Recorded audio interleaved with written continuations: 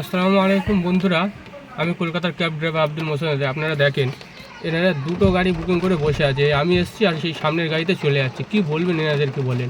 এই জ্যামের মধ্যে এতটা রাস্তা ঠেলে আসলাম আর এই দুটো গাড়ি বুক করে বসে আছে। ভাই কি করবে ভাই, যাবে না? আরে এরকম কেন দুটো বুকিং করেন কেন বলেন তো দেখি? এ রাস্তার মধ্যে দুটো গাড়ি বুকিং করে আছে, একজনে যাবে দুটো গাড়ি বুকিং করেছে। কি বলবেন বলেন তো? একা যাবে দুটো গাড়ি বুক করে বসে আছে।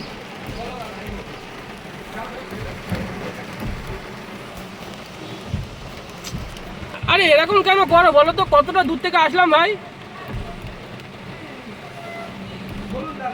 এতটা দূর থেকে আসলাম, এরকম কেন করেন? আমি তো করিনি, এবার ওরা কি করছে আমি তো বুঝতে পারিনি। দুটো রাইডটা ক্যান্সেল করে দিতে বলেন।